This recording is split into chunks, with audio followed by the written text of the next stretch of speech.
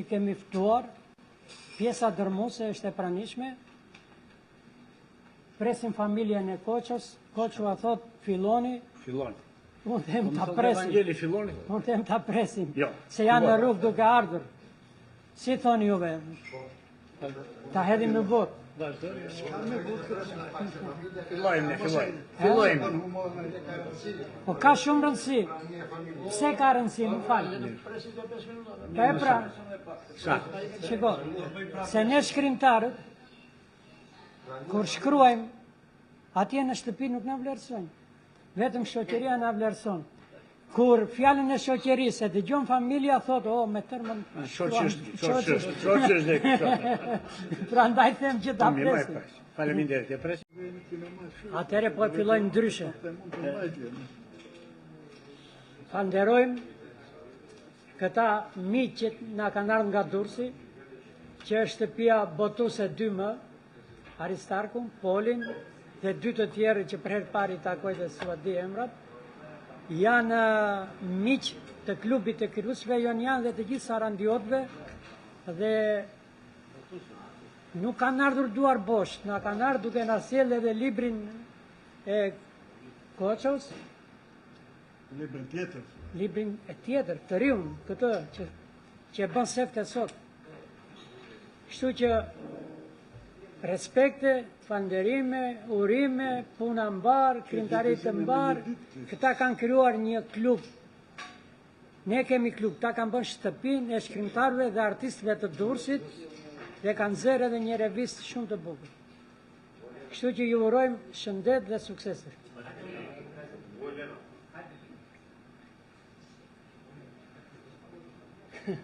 Do presim. Tani e more fjalën, hajde, hidhu shkancën. Hidhu.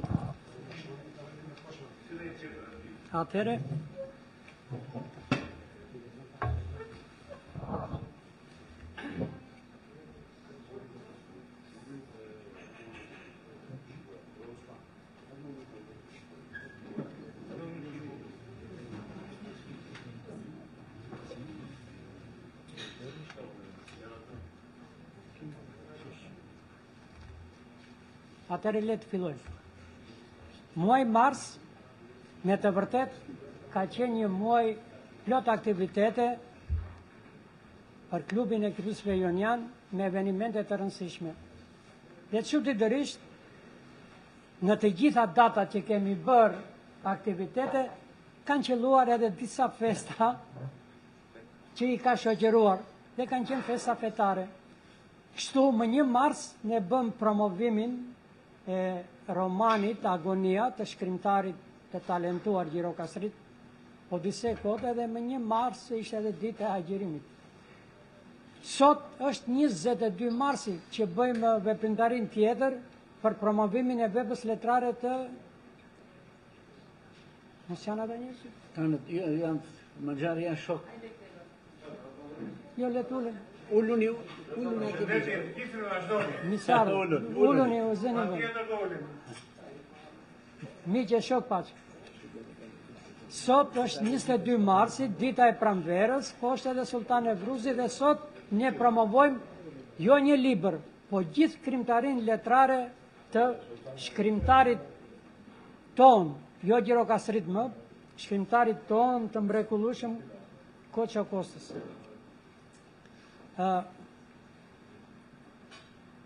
Këtë takim, duke ju falënderuar të gjithëve që jeni këtu të pranishëm, unë mendova të mos ta nys me atë mënyrën e zakonshme që nisim këto takime. Koço, unë kam menduar që ta hap këtë me disa vargje të bëra enkas për këtë takim. Dhe vargjet janë fare pak. Kudo që të shkosh njeri mërvimtar, ëndrat për adhe nuk të lënë rehat. Zgjojnë ato mallin për nën e për bab, për pragun e derës ku këmbën ke vrarë.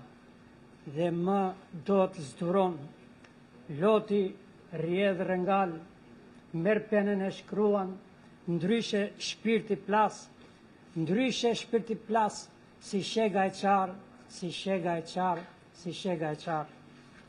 E nisa kështu, jo për të thënë se librat e Koços janë shkruar me shpirt, me mall, me dhimbje. Të gjitha ata që janë shkrimtar dhe poet të vërtet, me shpirt edhe me mall i shkruajnë. Po shpirti i mërgjimtarit është dyfish i ngarkuar me dhimbje, me mall, me gëzime. Duke qenë se këtu pjesëmarrës kemi shumë krijues dhe artistë që kanë qenë mërgjimtar dhe janë kthyer, ata e din shumë mirë peshën e këtij malli. Për të qenë konstruktiv, pasi Koço, çuditërisht shumë veta kanë kërkuar që të flasin në këtë takim dhe të gjithë janë të mripritur të flasin, unë kam përgatitur fare pak dhe e kam titulluar kështu fjalën time: Magjia tregimtare e shkrimtarit Koço Kosta. Me një ndjenjë ndrojtje, si fajtori pa faj, po i them ca fjalë shpirti mëse të sinqerta e të merituara për magjin e rrëfimit të shkrimtarit Koço Kosta. Po, urdhroni.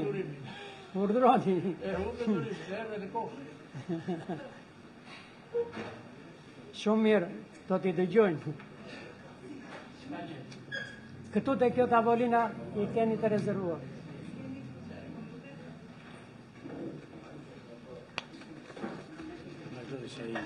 I të zëmën e do Koço tani?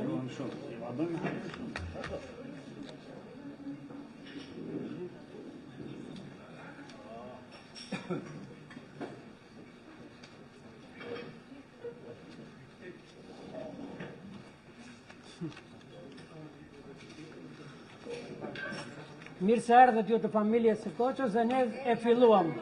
Ju urojmë gjithë të mirët. Atëherë, të frazën e parë po e filloj përsëri dhe kështu e filluam ne. Magjia tregimtare e shkrimtarit Koço Kosta. Me një ndjenjë ndrojtje, si fajtori pa faj, po i them ca fjalë shpirti, mëse të sinqerta të merituara, për magjinë e rrëfimit të shkrimtarit Koço Kosta, ndjenjë ndrojtje dhe fajtori pa faj, sepse promovimi i krimtarisë letrare të Koço Kostës duhej bërë më para. Koçoa, një intelektual tipik sarandiot, modest deri përtej kufirit të modestisë, i veçantë, origjinal në stilin e rrëfimit, që mëtonjë si zoti i ngjarjeve jetësore të përditshmërisë që i bën letërsi të mërfill, tregimtar me një fuqi fjale të jashtëzakonshme, e cila fjalën e bën imazh. Të duket se Koçoa nuk i ka shkruar vetë tregimet e tij, por i ka marrë të gatshme e të gatuara në shpirtin, mendjen, sjelljen, brengën, historinë, fatin, amanetin, ngjarjen e personazheve të tregimeve të tij. Aliazh i asaj që rrëfehet me atë që përjetohet, i asaj që duket me atë që fshihet, është e përbashkëta e të gjitha tregimeve të Koços. Stili i tij i rrëfimit, magjia e forca e fjalës së përzgjedhur, që transformohet në imazh, bën që lexuesi në fund të çdo tregimi të thotë me vete: pse nuk vazhdoj edhe pak ky tregim? Në shkrimet, Koçoa është marrë që ku njohu veten. Mbi kokë i rinde edhe babai i tij, Filipi, mësuesi. Por, një jetë të tërë u muar me gazetari. Për të dalë në skenën e shkrimtarve, Koçoa vonoi. Kjo e ka një shpjegim. Është ndërgjegjësimi i Koços se arti i të shkruarit libra është një përgjegjësi e madhe. Ndaj për botimin e librit duhet matur 7 herë dhe botuar 1 herë. Libra të shkruara nga autori janë: Vrasja e një gruaje, roman në 2005, Mall për ty baba, Kujtime dhe mbresa 2014, Shtëpia mbi një liman, poezi 2015, Borziloku që than Lotin, Tregime në 2019, libër që shënon një stat të ri të krimtarisë së Koços. Vdekja e kaut, tregime në vitin 2023, libër që Koço arrin zenitin e magjisë së rrëfimit të tij. Natyrisht, këto vlerësime janë të mia, por besoj që edhe vetë Koço edhe shumë të tjerë krijues e lexues ndajnë të njëjtin mendim me mua. Më lejoni të sjell disa pasazhe të shkurtra nga disa nga tregimet e librit. Për shembull, nga libri Dekja e Kaut, tregimi Më Cella. Ishte një grua shtatlart Më Cella, e qeparist për nga trupi. Fytyra ca zëvezake, ku talloi hundaj holl e vogël, gati e trëndafil. Ndën syt boqjelli, si liqene në mëngjes herët, ja, si dy gjyre të Kagomes, apo ranishte të Kurorcës. I mjaftojnë këto pak fjalë për të skalitur me daltën e fjalës dhe të shpirtit skulpturën madhështore të Nën Qellës, që të mbetet në mendje për gjithmonë. Pasha. Gjithmonë me vonesë të Delvin. Nga tregimi Lypsja dhe Pëllumbat, që unë do t'a quaja një nga tregimet më të bukura të Koços, një tregim antologjik ballkanik që do t'a donte ta kishte të tij çdo shkrimtar. Dëgjoni çfarë thotë.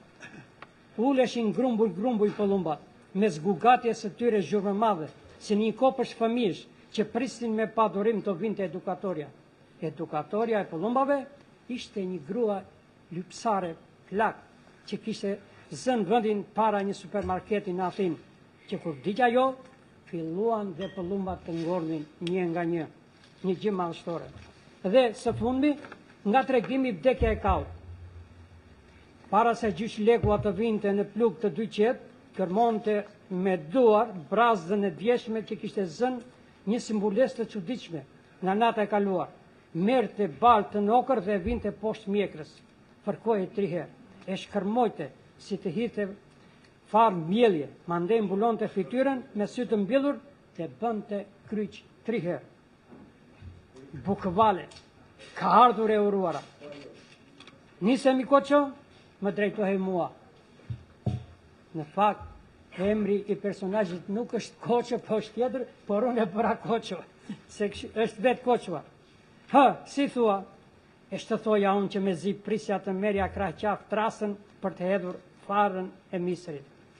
Janë pasazhe në tregime këto, apo janë vetë proza poetike? Mund të vazhdoja pa fund të silja në vëmendjen tonë, shumë pjesë të bukura, sepse tërë krimtaria e Koços është një mrekulli. Por Koço ande nga bregu thonë një fjalë, aq laf. Aq më laf. Dhe e thonë këtë kur pas një bizede miqësore të bukur, që është ngopur dhe shpirti, dhe çdo gjë është bërë bizedë deri në shtërim, thonë aq laf. Dhe unë të uroj shëndet, të uroj shkrime, të uroj libra, të uroj suksese tjera.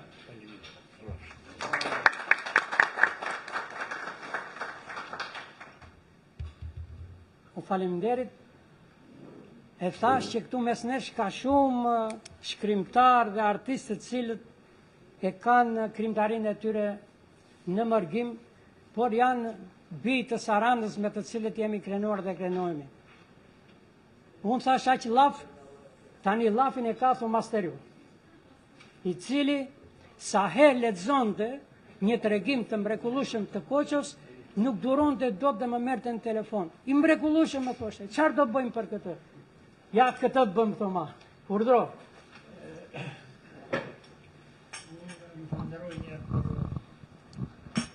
Koha që harxuat sot, që të na dëgjoni neve disa njerëz që themi dhe llafet e mëdha. Unë si mjek ju i dëgjuat fjalët e Kuranit, janë shumë të bukura dhe krijuan një temperaturë shumë të lartë. Unë gjithë jetën si mjek luftoja temperaturat e larta se jipja ilaçe që të uleshin, domethënë, se nuk bënin mirë në sistemin nervor. Sidomos kur kishin të bënin me fëmijët. E kështu që unë do t'u ul një çik temperaturën e fjalëve të Kuranit. Kurani është shumë entuziast, edhe unë edhe të tjerët. Tashti, Koço Kosta një prozator i vonuar. Takimi sotëm për të nderuar shkrimtari i Saradiot Koço Kosta ka diçka të veçantë. Nuk është autori që kërkon të promovohen librat e tij. Kem ne një grup shokësh, Panajot Zotua, Hekurani dhe unë, që pasi lexuam librat e tij, erdhëm në kontakt me librat me tregime, u befashuam me nivelin artistik të Koços dhe tematikën origjinale dhe vendosëm që një autor i tillë nuk duhet kalojë në heshtje. Besoj se sot nuk paraqesim, siç thatë Kura, nuk paraqesim një libër të tij, por paraqesim gjithë veprën në prozë të Koços. Librin Vdekja e Kaut, jo vetëm librin Vdekja e Kaut që është libri i fundit, por librin Mall për ti baba, Borxhiloku që tha lotët dhe Vdekja e Kaut. Vetë Koço në një bisedë që bëm na tha që kjo është vepra e tij më përfaqësuese. Romani dhe një vëllim poetik nuk i quan, domethënë, vepra që e shpreh atë dhe konsiderohet vepra e tij më e mirë është kjo treshe. Borxhiloku që tha lotin, Vdekja e Kaut dhe Mall për ti baban. Për ti baba. Tashti lën pyetja, nga vjen ky udhëtari i vonuar i letërsisë? Me flokë të thinjura dhe pa flokë, siç jemi të gjithë. Kjo është një pyetje për atë njerëzit që nuk e njohin Koçon. Në qytetin tonë të dashur miq, shumë 10 vjeçare më parë, ka që largët njëra jo kohë, ekziston një gazetë me një titull të lavdishëm. Ndërkohë që Shqipëria zhitej në varfëri dhe mjerim, ndërkohë që udhëheqja krijonte vazhdimisht armiq dhe kanibalizmi shoqëror, që ky është lufta e klasave, vazhdonte nga njerëzit e thjeshtë deri te kryeministri, gazeta e rrethit ton kishte, qytetit ton kishte emrin Fitoria. Të gjitha vinin në gremin, por Fitoria. Kjo ishte tragikomedia e socialiste, gjithçka e madhe, e ndritur, bombastike, e zhurshme, irreale, fars.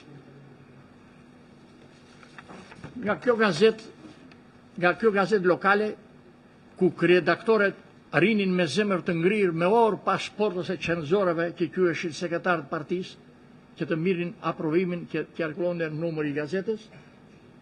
Një pjesë e madhe nga këta redaktorë kanë vdekur nga infarkti. Nga kjo gazetë doli dhe na vjen Koço Kosta. Në këtë gazetë Koço Kosta varrosi 25 vitet më të bukura të rinisë së tij, vitet më krijuese.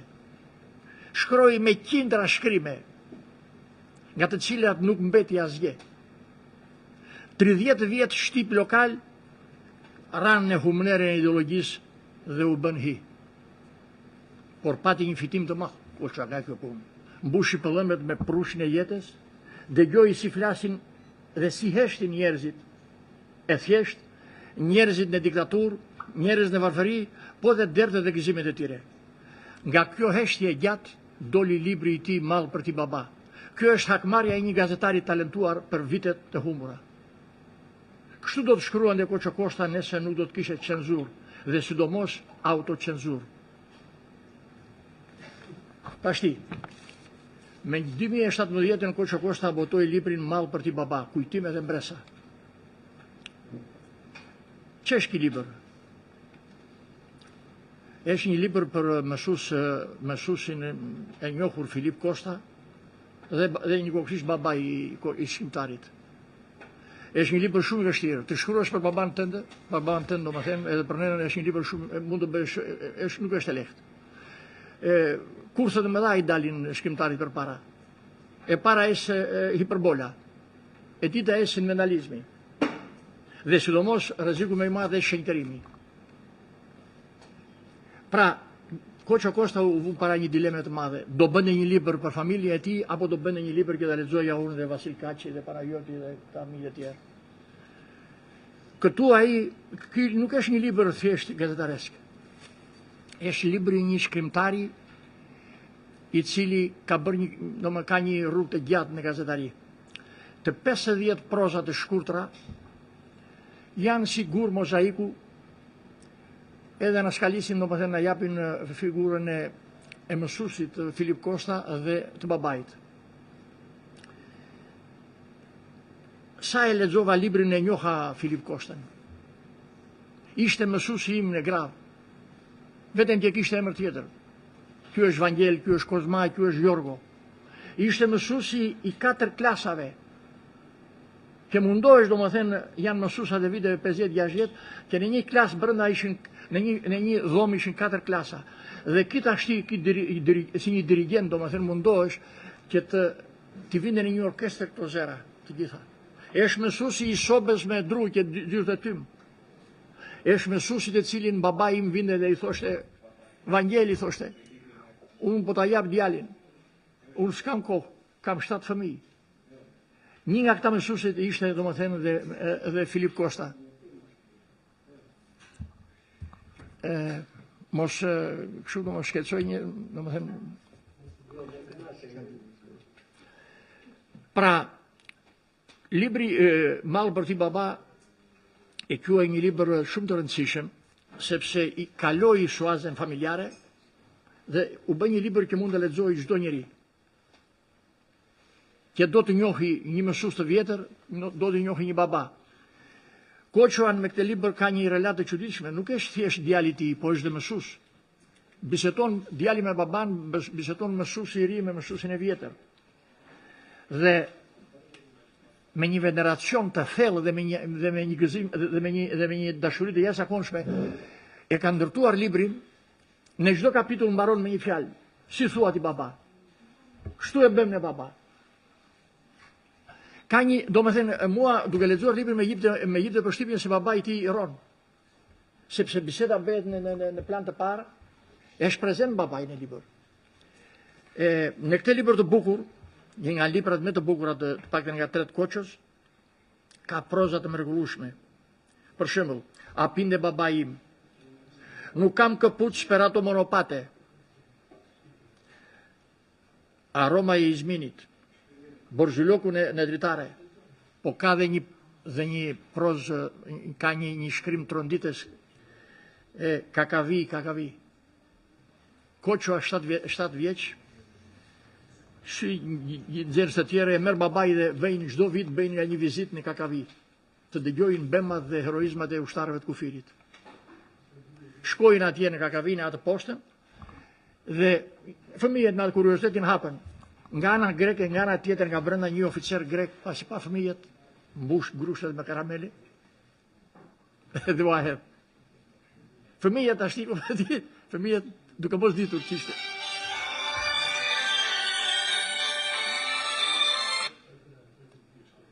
Me falni.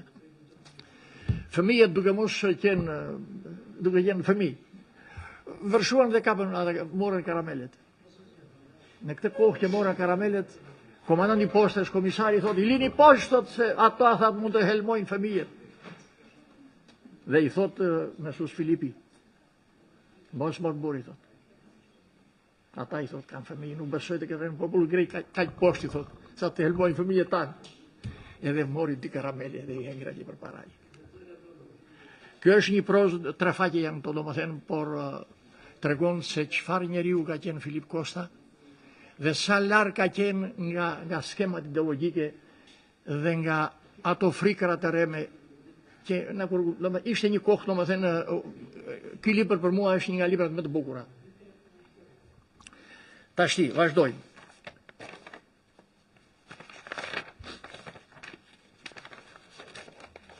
Më falni një minutë. Po.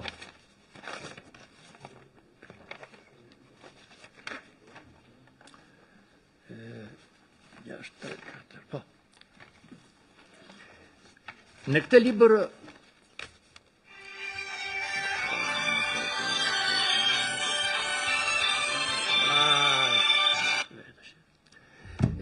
libri Mall për ti baba ka disa deg brenda të cilat zgjaten dhe tek libri tjetër.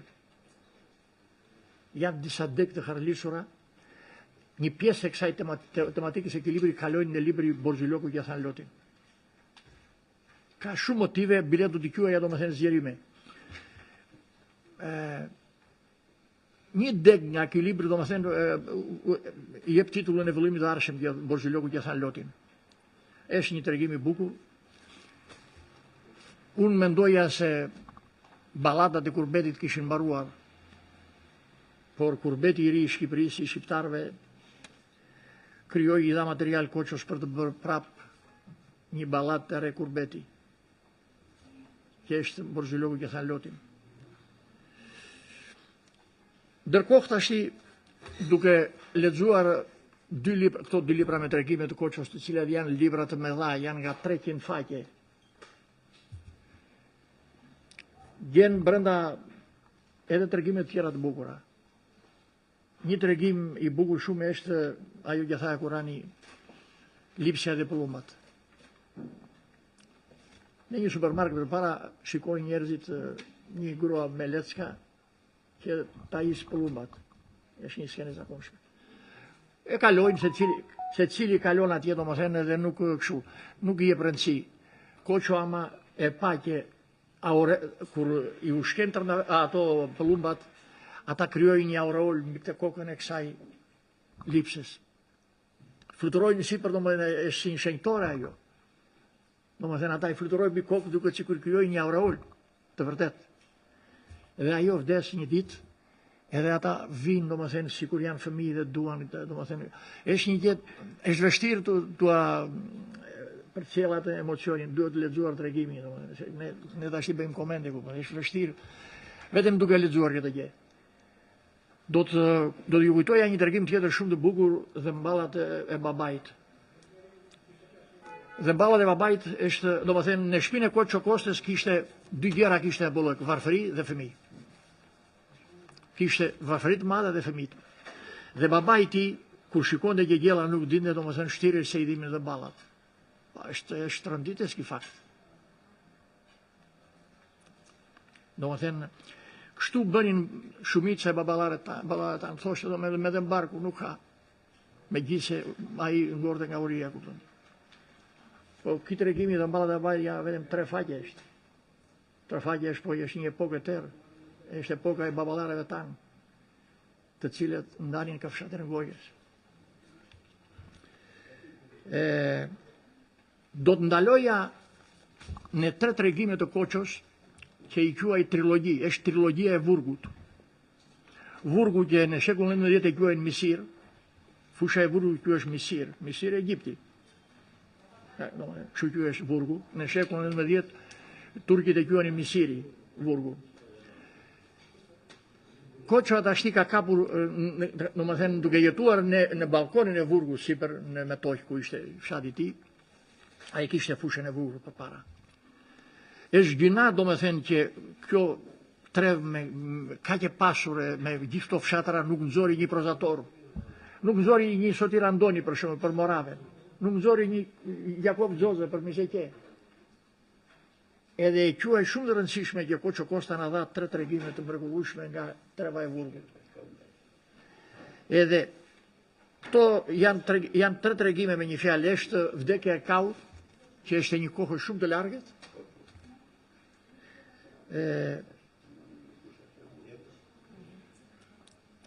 Një minutë lutem. Po. Ka dhe 2 tregime të tjera troditse.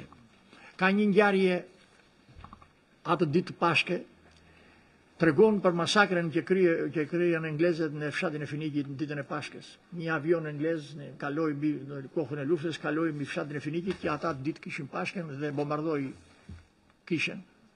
Dhe vrau 17 veta dhe plagosën, nuk e di sa, është një gjë e tmerrshme, domethënë ajo historia e Finikit që ka ndodhur. Ai tha me vonë që i mora për Gjerman, thaj. Ajde gjë tash ishin Gjerman, çfarë ishin ata kupton? Ata ishin në valle atje, në valle, po Gjermani kishte. Dhe një tjetër dhe tregimi i tretë nga kjo trilogji e Vurgut është një tregim për revoltën kur disa, domethënë, në grahmat e fundit të diktaturës, disa djem nga Vurgu tentuan të kalojnë kufirin dhe i vranë. Sepse populli shqiptar ka një proverb, thot gjarprit kur i vjen, thot fundi, thot del në rrugë.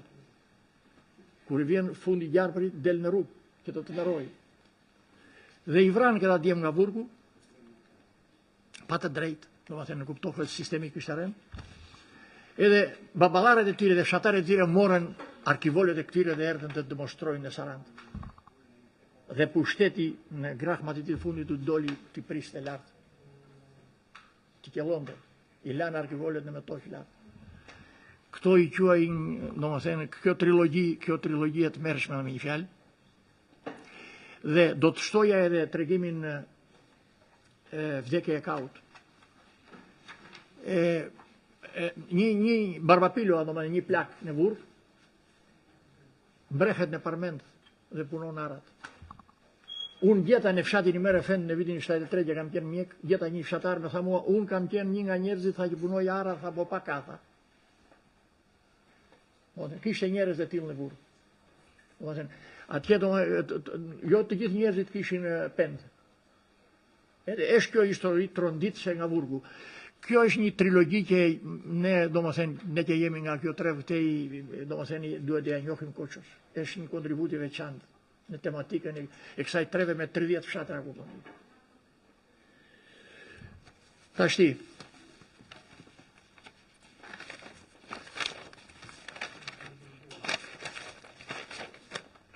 në to dy libra të tjera me tregime, ka edhe tregime të tjera të bukura.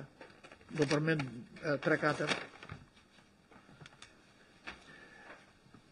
Moskthimi dhe vajza e detit na qoi në vitet e mbrapshta të 1997, se tematika e Koçokosës është edhe nga përveç Mamçela që ka një tregim shumë i bukur që është nga Bregdeti.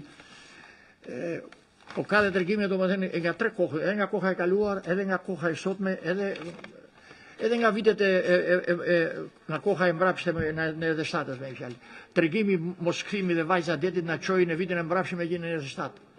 Tregimi Drithërim mbi buzë është një këngë për nenën. Na iku i miri gjupe, stigmatizon indiferentizmin e njerëzve në vitet e demokracisë për njeriun e punës. Tregimi Fryma e dashurisë, një nga më të bukura për jetën dhe solidaritetin e kurbetëllinjve. Emigrant nga Bullgaria me emigrant grek. Bëhen si vëllezër. Tregimi i pakrah është një histori tragjike nga jeta e një fëmije në mërgim. Është një vajzë që u kap në kthjetrat e çlizueshme me të egër, një vajzë që përfundoi në bordelot të Athinës. Janë shumë tregime të cilat doja të citoja nga libri. Është shumë vështirë të sjell domethënë emocionet, libri duhet lexuar unë pata fatin që i lexova të 3 këto libra. Do kthehem edhe një herë para se të përfundoj udhëtimin në librat e Koçokosës. Nuk e di nga ju të vjetrit në qoftë se ju mbani mend vjershen e Louis Aragonit të Elsa në Pashir. Louis Aragoni, shkrimtar i madh francez, kishte qenë martuar me Elsa Triolen, me rusën. Dhe ka një vjersh të përkthyer shqip. Thot, shikoja, thot, gruan e Pashir, thot, Elsa në Pashir, dhe me duke sikur mundohesh të qetësonte një zjarr kur krehesh. Sikur të mundohesh të qetësonte një zjarr, figurë të mëshme kjo. Në moment. Besoj të gjithë keni parë Gran e Pashir, domethënë duke u krehur, dhe besoj të dini se çfarë arom kanë flokët e gruas kur del nga banjoa. Tashti, unë do të përpara vjershes e Pole Luarit do të preferoja 2 vargje të Filip Kostës, babait të Koços. Filip Kosta kishte antidotin më të madh për të mundur varfërinë, e kishte të kënga dhe të Borziloku. Këto ishin 2 antidotet e tij. Në një moment caktuar, me qenë se ishte martuar me dashuri dhe Izmini, gruaja nëna Koços, Izmini, që nga antikiteti, emri i mrekullueshëm. Edhe ai shkroi, domethënë për dashurinë që kishte për gruan, shkroi 2 vargje të cilet mua më shëmboi zemra, domethënë e pata zili, thash, gjëna, pse nuk i shkrova unë 2 vargje. Dhe i thot mine i Izminia, mine leshrat e tua krehur me vasilikua. E parafiteroni këtë gjë, domethënë sa foja po të ishte gjallë, do të kishte zili. Domethënë në vend të krehrit kishte një dek Borziloku dhe ato gjecat e saj ishin si deket si dhëmbët e krehrit. Dhe flokët e saj domethënë krehur me vasilikua, me Borzilok. Tashti, duke përfunduar, do them vetëm 3 fjalë, sepse janë shumë shokët që duan të flasin dhe e njohin më mirë se u Koçon. Si përfundim, nuk janë teknikat moderne dhe kërkimet që karakterizojnë prozën e Koço Kostës. Koço Kosta nuk rrezikon. Preferon të ecë në rrugë të sigurta që hapen në letërsi shqipe shkrimtarë si Dimitër Pashkua, Vasko Reshi, Naum Prifti, Dirkroa Golli, Zia Qela e të tjerë. Shkruan një prozë tradicionale, ku nuk janë temat dhe subjektet e rralla dhe intriguese që befasojnë. Proza e tij është një prozë atmosferike, medituse, dhe fjala e tij mendoj se është me afër me fjalën e folur, me refinin popullor. Kjo krijon një aromë jete që ndjehet në mjaft tregimet e tij. Një aromë si ajo e një lule të dashur të shtëpisë e tij me borzilokun, që edhe kur thahet nuk e humbet erën e saj. Dhe kjo nuk është pak për një prozator dhe nuk arrihet lehtë. Ju faleminderit.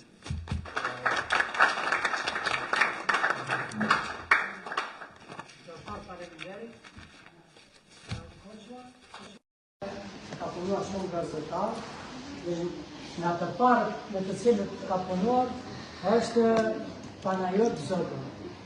Panajot ke fjallën, sa vite keni që punoni të kështu, kanë kaluar një 50 vjetë më duket. Për mbidi ato 50 vjetë. Tash si që thaj dhe kërajnë të folën të Koçon, u thamë mjaftë gjëra, për Koçon dhe për riparin e Koços duhet të ishme ditë edhe menet të tëra. Dhe unë, pa marrë që u thamë këtu, kam dhe u diçka për të thënë nga vetja ime, është një obligim për mikun tim të vjetër, për kolegun tim si gazetar, i cili më ka gjetur në gazet dhe e lash në gazet, dhe nga gazetar u bë shkrimtar, u bë një njeri i njohur. Do të thosha se edhe se i vonuar ky aktivitet, vlera e tij ka peshur njohëse, këndjellëse të shumë viteve për lexuesin.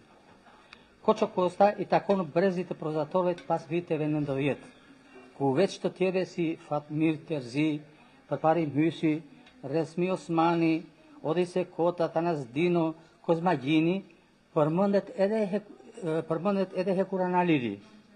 Ndër këta, nga kjo trevajon, për mendimin dhe gjykimin tim, ndër autorët e shumë që kanë levruar gjinin e tregimit, Koçua ka një vend ndër më të mirët në këtë periudhë. Tregimet e Koços figurativisht do t'i krahasoja si buka në tryezën e letërsisë. I lexon ato dhe nuk të lodhin, përkundrazi, të japin kënaqësi estetike dhe të nxisin fantazinë. Merr dhe lexo çdo njërin prej tyre dhe do të befasohesh nga diçka si një çuditbërje e çuditndjesie, se sa më shumë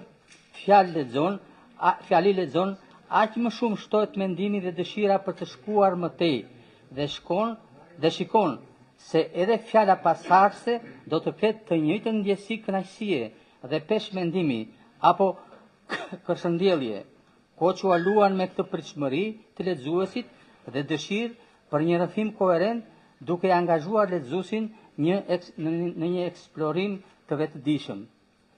Vëllimi Borziloku që than Lotin, unë do të ndalem pak më shumë, kryesisht do të thoshja, është një ndër shembujt domethënës dhe i mjaftueshëm për të bërë vlerësimet e mësipërme dhe për ta thënë me gojën plot se Koço Kosta është një prozator i veçantë, i talentuar në gjinin e tregimit. Tregimet e këtij vëllimi janë njëri më i mirë se tjetri. Janë tregime të arira, madje super të arira, pasi subjekti dhe kompozicioni jo vetëm i plotësojnë kushtet e një tregimi, por janë edhe mjaft interesante. Në tregimet e këtij libri gjallojnë veprimi, gjallojnë personazhet. Diçka mi përmbajtjen. Libri ka 18 tregime. Kurbeti apo mërgimi, nga njëra anë dhe ngjarjet e pas vitit 90, duke filluar nga ikjet masive nga kufiri toksor dhe në vijim me kaosin e viteve 97 dhe pas saj me disa tregime të tjera, janë temat që kanë në përmbajtjen e tyre shumica tregime në këtë libër. Veçojmë në tregimet si ajo e diel pashke apo varmësi e ndonjë tregim tjetër që dalin nga kjo kornizë tematike, pse jo dhe tematik kohore, kornizë kohore. Nëse do të ndalemi në ndonjë veçori të tregimit të këtij vëllimi dhe më konkretisht në përcaktimin e tregimit si gjini letrare që qëndron midis novelës dhe skicës letrare, do thoshja se Koçua kryesisht lëvron tregimin e gjatë me një strukturë solide, alternim situatash, personazhe në veprim që përcjellin mesazhe të qarta për lexuesin. Nuk e teproj nëse them se këtu gjen tregime me vlerën e një romani, nëse autori dëshiron t'i futet kësaj gjinie edhe me këto tregime. Si për shembull do të merrja për tregimin 4 engjëj dhe një nuse, kushtuar atyre dëshmorët Finiqit të Alikos, kushtuar ngjarjes për atë 4 dëshmorët të Alikos, dhe jo vetëm për këtë. Dhe këtë e them sepse nuk është i vetmi rast, gjejmë raste të shkrimtarëve të mëdhenj, për shembull romani Kadarea i Kadares, gjenerali i ushtrisë vdekur, Kadarea e filloi si tregim. Ka edhe shumë autor të mëdhenj botror që romanet e tyre i kanë nisur nga tregimet. Tregimi si gjini mund të shkruhet në çdo metodë dhe mënyrë letrare. Autori i këtij vëllimi ka ditur të shfrytëzojë të gjithë këtë hapësirë. Ndaj dhe gjejmë në të tregime të llojeve të ndryshme, nga ato realiste, të gërshetimit të surrealizmit me fantazin, apo të realizmit me surrealizmin, madje edhe të trillit me realitetin. Në rast se do të çoja diçka dhe do të komplimentoja autorin, kjo ka të bëjë me aftësinë e tij për t'i fantazuar gjërat. Pra, brenda realitetin narrativ, ai ndërton skena që edhe se i fantazon, i trillon të ofrojë një realitet të përjetuar nga secili prej nesh. I gjejmë këta shembuj në shumicën e tregimeve, por do të veçoja për shembull violinistin i pakëmbë e ndonjë tregim tjetër. Nga ana tjetër, nisur nga thënia se tregimi është një gjini shqimatare, si në kompozicion dhe në zhvillim, konstatoj se autori i këtij vëllimi me ndonjë përjashtim ku vret ndonjë teprim i ka shmangur përdorimin e fjalëve boshe dhe stërgjatjet e panevojshme. Në këtë këndvështrim do të ndalesha në disa aspekte që lidhen me përdorimin e figurave letrare, fjalin, frazën dhe përshkrimin. Tregimet e këtij vëllimi lexohen me ëndje, edhe për shkak të përdorimit të figurave stilistike, të cilat do i quaja edhe unë figurshëm si ushqimi i bollshëm i një tavoline. Këtu dominojnë figura e kuptimit, si krahasimi, personifikimi, paralelizmi, figura e fjalëve dhe shprehjeve, si metafora, paradoksi, perifraza, epiteti, figura të fjalorit poetik, apo leksikut, si sinonimet, neologjizmat, krahinalizmat e tjera. Do zgjatesha shumë nëse do të ndalesha në secilin prej tyre, me shembuj të bollshëm për të ilustruar këtë lloj shmëri figurash. Për të evituar zgjatjen, do të ndalem me shembuj vetëm për epitetin dhe krahinalizmin, që përbëjnë edhe atë lloj pigmenti që lezetojnë tregimin dhe zburojnë fabulën dhe vendngjarjen. Personazhi, për shembull, personazhi fatkeq që u përmend edhe në thomaj këtu, i një aksidenti të humut që ka humbur këmbën, narratori e cilëson me epitetin i pakëmbi, se mund i thosh edhe një emër tjetër, po i pakëmbi dhe e ka përmbledhur të gjithë figurën e tij. Një tjetër ka quajtur Kamrixhaj. Është një personazh këtu i cili në çdo fund fjalie që thot të Kamrixha, ai e ka përmbledhur Kamrixhaj, ose njeriu i mirë që ka ndëruar jetë i thot Emërmiri, e të tilla ka me dhjetra dhe me qindra shembuj. Ndërkaq krahinalizmat janë më evidente, madje do të thoshja është një nga mënyrat specifike të shkrimeve të këtij autori. Në tregimin Ballor, Borxhiloku që than Lotin, për shembull, mund të gjesh dhjetra fjalë e shprehje krahinore që nga vendi dhe mënyra e përdorimit kanë shijen e figurave stilistike dhe një veçanti të theksuar. Autori për shembull nuk thot u masha të keqen, por thot u keqen mëma. U keqen mëma thot. Ne themi të masha të keqen. Krimtaria e Koçokosës i ngjan krimtarisë të një stilisti në fushën e prodhimit. Fjala vjen një stilist i veshjes, të veshjeve. Ai është një stilist i shprehjes dhe mendimit letrar, është mjeshtër i detajit artistik, i përdorimit të gjuhës, arkitekt i ndërtimit të fjalës dhe të frazës. Ja një rast, por thuajse jo në një rast, por thuajse në çdo tregim që lexon, të duket sigur të duket sikur fjalët lëvizin në një shtrat të dritshëm dhe ti je duke dëgjuar një melodi shlose e ngjashme me shoshurimin në rrjese të një lumi të qetë. Fjalitë, madje dhe fraza, ngjajnë si një përshkallëzim, si një ngjitje dhe në këtë lëvizje ndjen ritmikën sikur po lexon një poezi. Në fakt, jo në një prozë. Koçua është jo në një prozë, në një këtu të tregimit të Kroçës kemi të bëjmë me një prozë poetike. Shumë i ka plot, unë mund të lexoj këtu. Për shembull, thot Kroçua, shërticit i mbërteu ngurosja, heshtja, ankthi, padituria, e pan, e ndoqën, e jetuan, e humën. Nga ana tjetër, për shkrimin, kemi përshkrimin si një forcë krijuese që përmes përdorimit artistik të fjalës dhe shprehjes i jep lëndës me të cilën gatuan tregimin një formë të veçantë kënaqësie estetike për lexuesin. Ka shumë shembuj këtu. Unë do të lexoj për shembull. Ajo me krahët e shtrira i kishte mbledhur hedhur mbi vete tër bukurit, imazhet reflektuese, vizatimet plot oscilacione të zojve në fluturim, këngëputhjen e viteve rreth trupit të saj, thellësinë e detit që i mblidhej rreth shallit me forcën tërheqëse drejt vetes, e të tjera.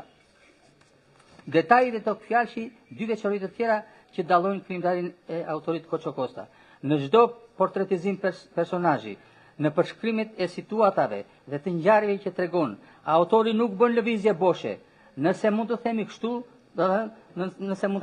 jo, ai do të gjej detaj në syt, do të gjej detaj në gojën dhe shprehjen e fytyrës të çdo personazhi.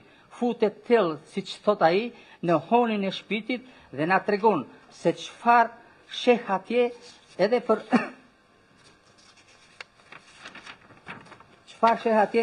llojin e dhëmbjes, format që krijohen prej kësaj te personazhi e të tjera e tjera. Kur përshkruan për shembull ngjarjet e aktit të dramës që ndodh në fshatin Fojnike, gjatë ceremonisë së martesës së dy të rinjve, në ditën e kremtimit të Pashkëve, autori futet në detaje, madje në imtësi, për shembull në përshkrimin e detajuar të portretit të nusës Katerinës dhe dhëndit Mitro. Në këtë tregim, ajo e diel e Pashkëve, lexuesi zhytet thellë në pafundësinë e detajeve, në përshkrimin e ceremonisë të gëzimeve njerëzore, por edhe në përshkrimin e situatës pas bombardimit dhe pasojave vdekjepruese me qarje, lot mallkime e përçudnime të shpirtit njerëzor. Tok fjalëshi si njësi sintaksore në tregimet e këtij ullimi. Një nga pasuritë leksikore që sjell Koçua në krijimet e tij është pikërisht tok fjalëshi. Përdorimi i tyre kuptohet jo vetëm pa vend, i jep vlera estetike krijimtarisë të këtij autori. Janë pafund shembujt, por do të rendis vetëm pak. Për shembull thot ai, pranverim thot, gjithë gjokësërisht, orëks ndjelje, shpirt belbëzuar, një trupëzim, prushëmalli, e pamat, e panishant, e shkëzuar, dallgëdet, besimbajtja, e shumë të tjera. E ç'të them më shumë për Koçun?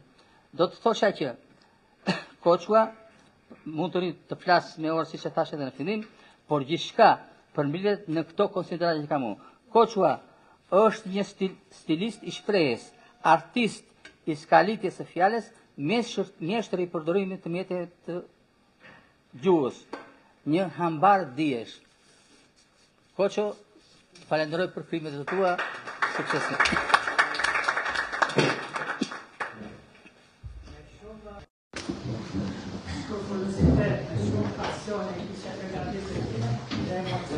Të shkëlqyruan edhe gjatë leximit, po emocione, s'ke asnjëherë vlerë. Ta dish këtë, vetëm jashton. Jeni të lutur, të porositni nga një kafe dhe nga një raki dhe këtarë do shpirti. Para kësaj, të me një fjalë më lideruar. Një minutë, s'kam mbaruar, a do më vërë.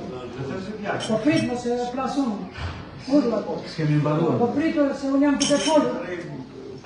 Po unë jam duke folur, më të lutem ullën e atje. S'ka që rride shumë këmbu, jam gatitur. Nuk kemi një kështu. Do nga japin fjallin të gjithë. Nga fol i nderuar, nuk nga fola gjë, nuk thash gjë. Jo, më nuk akuzoj asnjëri. Ju lutem. Tani, mund të porositni një kafe, një raki, dhe një kosisht ju lutem atyre që flasin, të mos vjen në përsëritje pasi të gjithë kanë dëshirë të flasin. Natasha e ka fjallën, një tregimtare e mrekullueshme. Po sigur Natasha të më lej fjallën mua, ke problem ti? Kam. Ke problem? Po. Në rregull Natasha bot ti. Mirë po përqo. Rrim këmën Respekte. Mund të trajtoj një temë të veçantë universale në tregimet e Koço Kostës. Tregimet e Koço Kostës pasqyrojnë një realitet të thellë njerëzor ku vetmia shfaqet si një forcë e pashmangshme që ndikon në jetët e personazheve. Kaq zotëm. Nëpërmjet rrëfimit të tij të veçantë dhe përdorimit të një gjuhë metaforike të pasur me detaje në natyrë, Kosta sjell në jetë figura të cilat pavarësisht përpjekjeve të tyre mbeten të përjashtuar nga shoqëria. Vetmia si një përvojë universale. Ajo trajtohet në disa aspekte, vetmia si një gjendje që kërkon të mbushet, forca e saj karakteriale, plotësimi përmes të tjerëve dhe vdekja si përmbushje. Ndryshe nga personazhet që vdesin nga braktisja ose pafuqia, Momsella vdes kur më në fund të ndjen se ka përmbushur qëllimin e saj. Kjo e dallon nga personazhet e tjera të tregimit të Koço Kostës, të cilët shpesh vdesin të vetmuar dhe të harruar. Duhet mbani qetësi që ta dëgjoj. Ka që ka më mikrofonin. Mikrofoni nuk punon. Është për atë.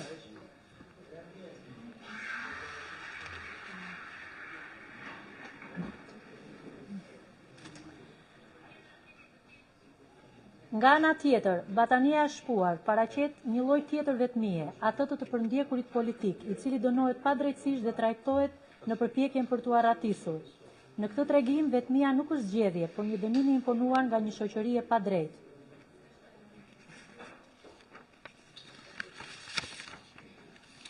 Shoqëria si ekzekutore e vetmisë. Kjo nuk është thjesht një vetmi e përjetuar në mënyrë individuale, është e imponuar nga një sistem që dënon dhe përjashton. Te lypsja dhe pëllumbat, vetmia vjen nga varfëria dhe nga përjashtimi shoqëror. Lypsja ndan gjithçka që ka me një tufë pëllumbash, duke krijuar një lidhje me qenie që nuk e gjykojnë dhe nuk e refuzojnë. Kjo tregon një formë tjetër të vetmisë, ajo që nuk vjen vetëm nga mungesa e njerëzve, por nga indiferenca e tyre.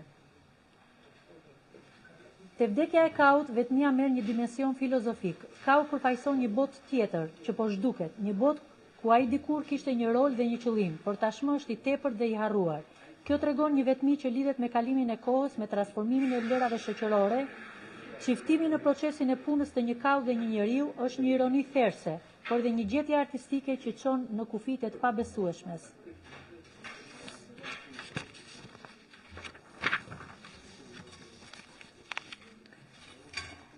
Do doja të përmendja këtu për shkrimin që kemi të personazhit Barbapilos. Enjia Barbapilon ishte i veçantë në palë e mëtej. Ishte njeriu ka apo ka u njeri. Binte në sy me njëherë për trupin e tij të lidhur si një demë race i tredhur. Shtat lart mbi 2 metra e 20 centimetra. Një zverk muskuloz që nga ngjyra e marr nga dielli i fortë i verës, nga kruarja nën kollare në zgjedhjes, duke si premeshini të regjur nga lëvjerat e lëkursit e jo prej lëkure e njeriu. Ky fragment është një përshkrim i detajuar i një personazhi që ka pamje të jashtë e impozante dhe mbreslënse.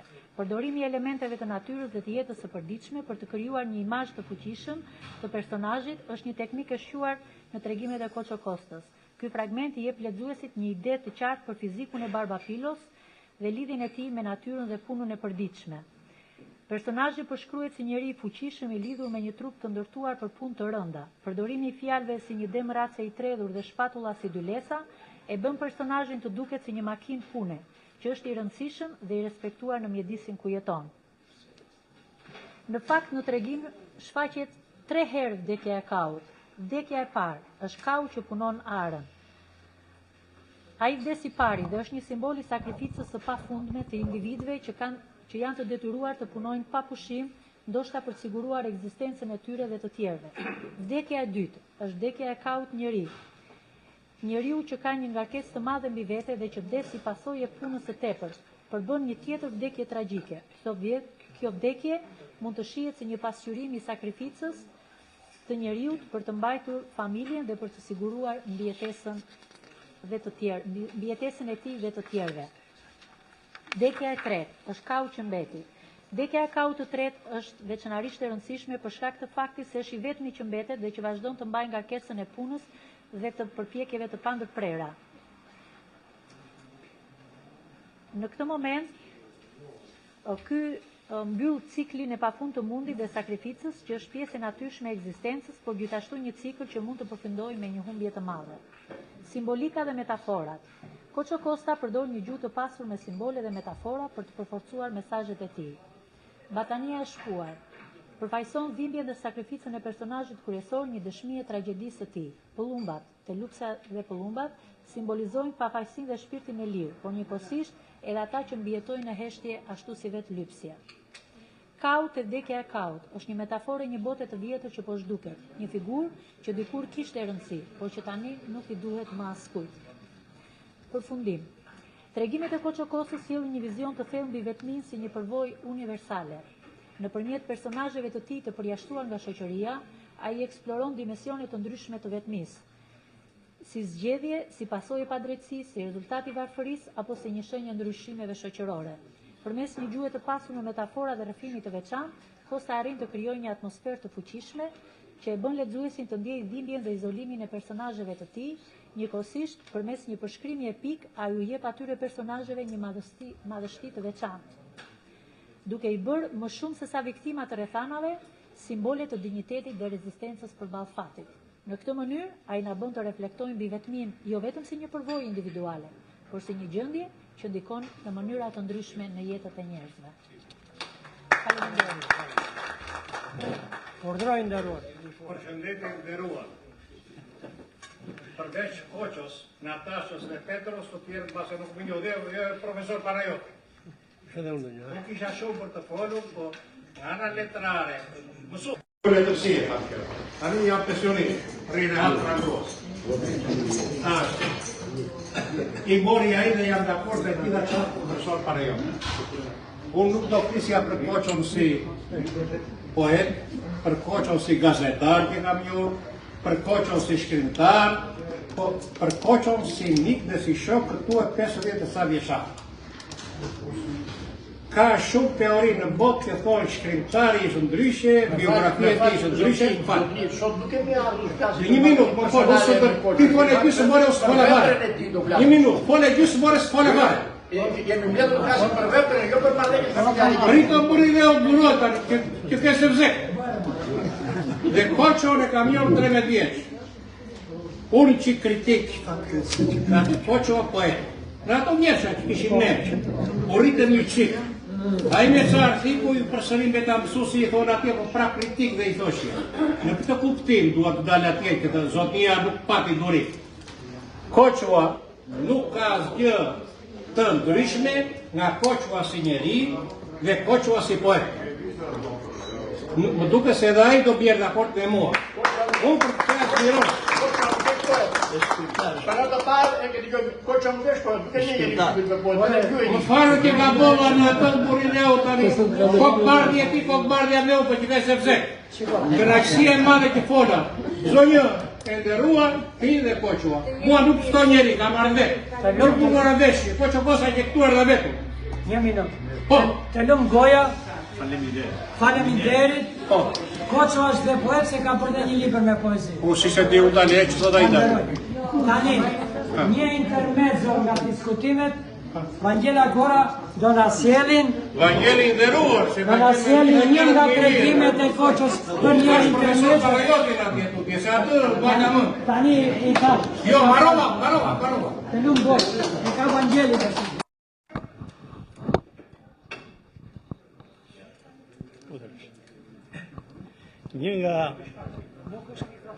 Një nga tregimet e librit të Koços, Borziloku që than Lotin, titullohet me të njëjtin titull.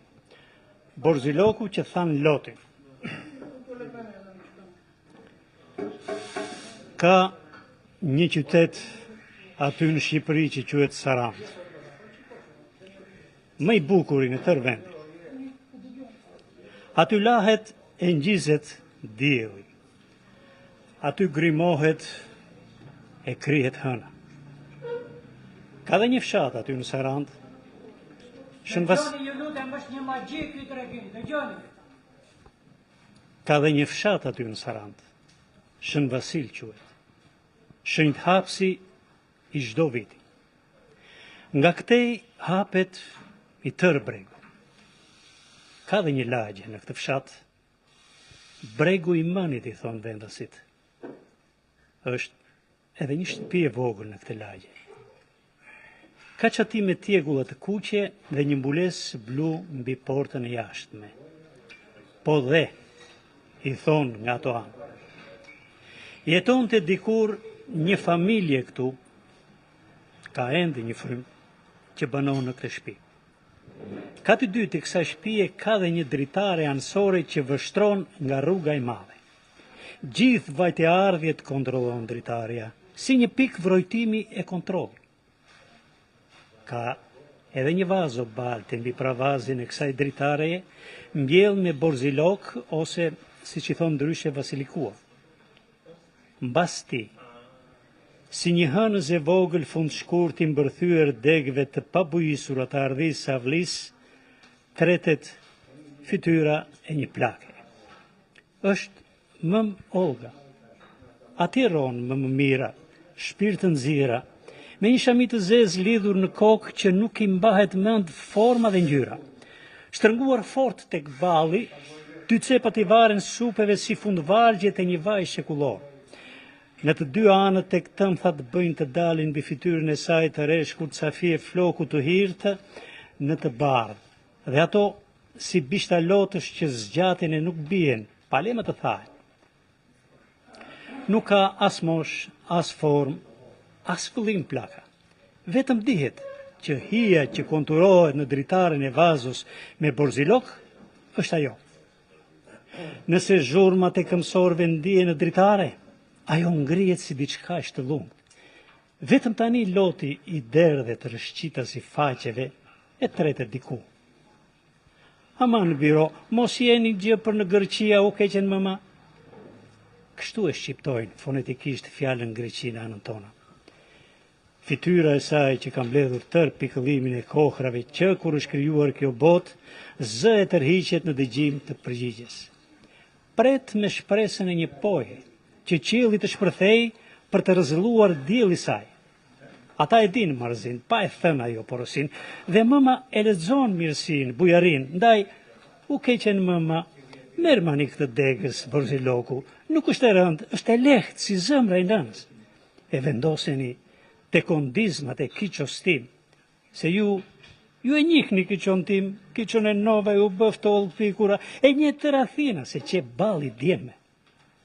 Dhe kaput një degës dhe vendos mbi buzët e plasaritura me ëmbërsi, si gjyshet syputhjen e nipërve dhe mbesave me merak, ledhati e butësi, si ti puhuzoj fytyrën, faqet, buzgat, kaçorelat, për t'i qikur ballin mos ka temperaturë, veç të mos e zgjoj e ngrej nga gjumi. E kalon mbi sytë e saj, dhe njerëzit nuk e lëndojnë më mamën, se mjaft e vrau fati. I thonë po edhe kur janë për Sarand, Delvin, apo tek sheshi Rapit, atje tek kroj klubi. Nuk e di mama ku bie Greqia. Në biografinë e saj lidhej me grekun e parë më vdiqi mëma. Në grekun e dytë u martova unë, veç greku i tretë i thau shpirtin e saj. I morin nipin, lisin e mëmas, të mirin e dunjas, malin e rufeve, kiqon. Atje në Athin, në Stavrua, e shtypi makina dhe e la djalin të mbytur në gjak. Lanusen me një djalë kërthi e kiqoja. Po ku ti gjeje ti shohë mëma e shkret? Të shkonte të paktën të vendose një dorë borziloke ta ujiste çdo ditë që të mos thaj, me lot, derisa të shtufëzohej zemra. Në kangjillat udhëndarëse të Leoforo maratonës në Stavrua, se kush vete atje dhe vendos për herë luli. Ndoshta ndonjë mëmë. Nuk mban mëri me asnjë ajo, as me njerëz, as me popull, as me shtete, as me fatin. Me një kështu që thënë e shkruar, i hedhë të ratutje. E mban brenda vetes dhimbjen, hallin, lotët. Ditë për ditë ngrihet e ngjeshet Borziloku. Ditë për ditë kruset e mpaket mëma. Dhe vjen një ditë që Borziloku kundër muës farzon. E merë mëma, e shkërmoq në shamin që nipi ka dërguar nga kurbeti, e bën palë dhe e vendos në sëndukun e robave. Kështu bënda edhe kur e kishte kiqon të vogël, ja vinte në roba që të mos kovollisnin thoshte, që atëre e kishte të veçantë vazon e tij. Ja, edhe tani, nga jo vazo e mbledh farën për ta rimbjell, dhe mbin dhe shpërthen ai uruar, dhe ajo po atë rrit, në dritare, në çdo të zbardhur dite, në të parin kalimtar. Merreni këtë deg Borziloku për kiqon tim, e po nuk vajtet deri aty, çoja në ndonjë tjetri, si kiqosim.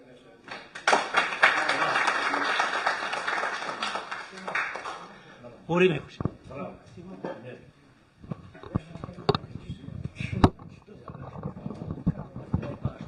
Të gjithë kanë shka për të thënë për Koçën. Ju lutem me durim ta dëgjojmë të gjithë fjalën e ka timu.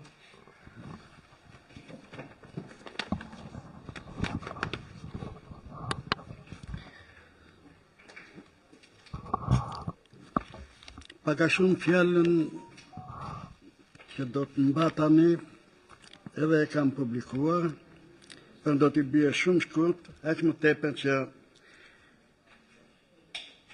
jo për fajin tim, do të shfaq disa mendime të kundërta me referuesit e mëparshëm,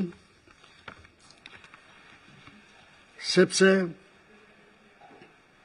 koha është e tillë që duhet të ndryshojmë, ashtu si që ka ndryshuar të gjithë. Koço Kosta, pyetja që lind në këtë moment, që duhet lexuar Koço Kosta? Duhet lexuar se shkruhet një ngjarje të bukur që ka ndodhur aty në fshatin e tij apo në fshatin tim, që ka bërë një portret realist të babait atë dikujt tjetër, apo duhet lexuar sepse dha letërsi. Në qoftë se do ta lexojmë për historinë e bukur që shkruan, ose përmendim rastin e Koçës se flasim për Koçën, po një autor tjetër, në qoftë se do ta lexojmë për subjektin e bukur historik që shkruan, mendoj se jemi lodhur me historit. Kemi lexuar që nga tradicionalizmi, romantizmi, klasikizmi, në nxiu jetën dhe realizmi socialist, prap tani atyre do të kthehemi në një kohë që u hapën dyer dhe dritare të reja për të parë letërsinë. Unë po i them se jemi shumë vonë. Modernizmi, ose më saktë postmodernizmi, ka lindur në vitin 1800. Në atë kohë që ne mezi prisnim veprat e Naimit, ato ishin niveli më i lartë i letërsisë shqipe. Kjo do të thot sa mbrapa ishim ne në kohë, në art, në letërsi. Deri në vitet 90, deri në vitet 60,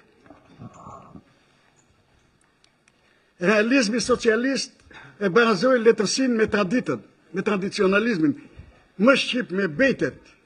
Bejtet e fshatit tim ishin shumë herë më të mira dhe më mirë se vepra poetike që shkruanin poetët.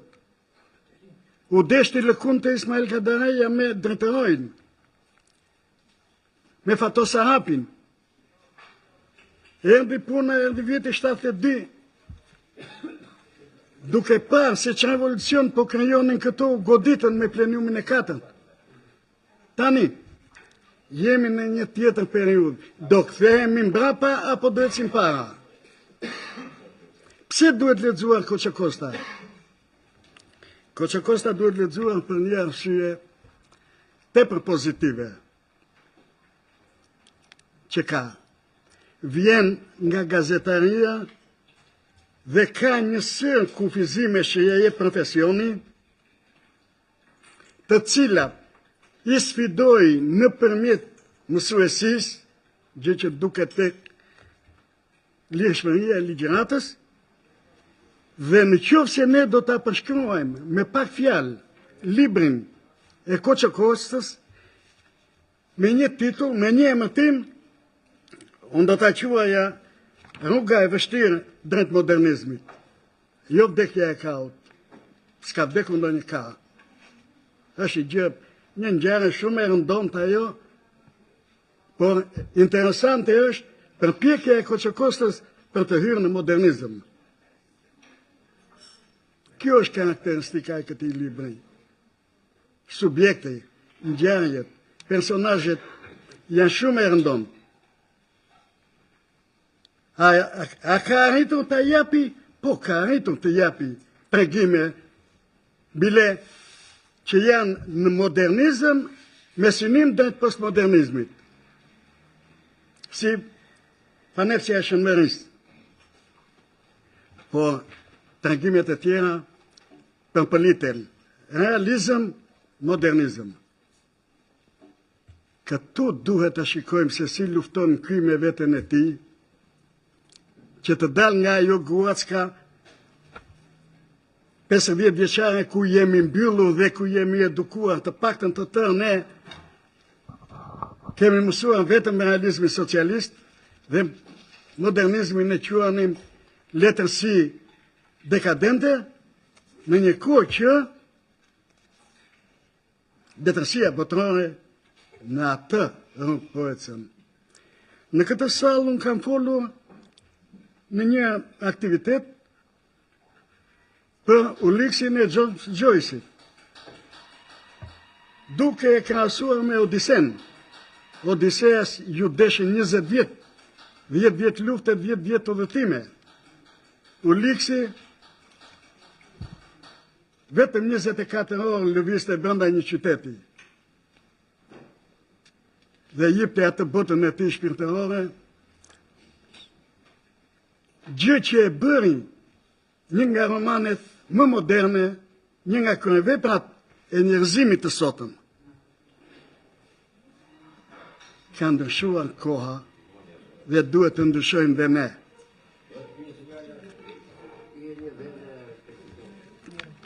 Ka ndryshuar koha dhe duhet të ndryshojmë, duhet të ecim.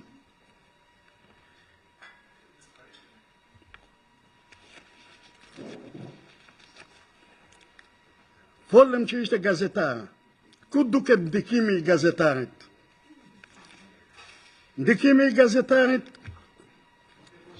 është tek vëmendja ndaj detajeve dhe observimi i realitetit. Koço është një mjeshtër i vëmendjes ndaj detajeve dhe aq më tepër i përshkrimit të tyre në mënyrën tepër të përmbledhur. Kemi këtu për shembull të lypsja dhe pëllumbat. Është një tregim i kapur mbi detajet të cilat flasin më shumë se çdo autorin. Vetëm një detaj i tij. Një dorë pa pëllumb. Një pëllumb pa ka, po besomni, për atë Zot po i them se ajo dorë s'mbetej kur bosh e zbrazët. Do mjaftonte vetëm kjo, edhe mos ta vazhdonte më tutje tregimin. Koça Kosta përdor një stil të drejtë për drejtë dhe komunikues. Është për të përmendur për këtë stil Dëmballa e babait, gjë që e referuan shokët më përpara. Nuk është nevoja që ta përsërit. Ajo që është më e rëndësishme është fokusimin në temat sociale. Nuk mund të shkruhet dikur diçka jashtë temave sociale. Megjithatë, një pyetje themelore lind gjatë leximit të këtij libri. A shfaqet Koça Kosta një gazetar me përvojë i zhvendosur drejt letërsisë artistike si një shkrimtar i linjës realist, klasike apo moderniste, qysh në fillim duhet të theksoj se ndryshimi midis realizmit dhe klasikizmit modern që ndron në qasjen e tyre ndaj njeriut dhe botës. Realizmi dhe klasikizmi e vendosin në qendër të vëmendjes ngjarjen, subjektin, njeriun si pjesë e kolektivitetit. Modernizmi merr vetëm botën shpirtërore të njeriut. Nuk i intereson as ambienti dhe as gjë tjetër. As ngjarja. I intereson si e përjeton botën njeriu. Duke analizuar tregimet e Kostës përmes kësaj optike, vihet re se autori lëviz mes këtyre dy rrymave, duke krijuar një universitet letrar të ri, ku realizmi klasik dhe modernizmi dëshatohen në disa tregime. Përparësime në qasja realiste me përshkrimet të hollësishme të botës së jashtme, ndërsa tek disa të tjera zëri modernist shfaqet përmes reflektimeve të thella psikologjike. Te Mancella, ky tregim e paraqet jetën e përditshme të një gruaje të moshuar me një përshkrim të imt të rutinës të saj. Atmosfera, raporti personazhit me natyrën janë realiste. Lypsja dhe pëllumbat, këtu vërehet tendenca duke u shkëputur nga kjo, vërehet një tendencë e qartë drejt modernizmit. Fokusi nuk është më tek realiteti i jashtëm, por tek bota e brendshme e një figure, te lypsja.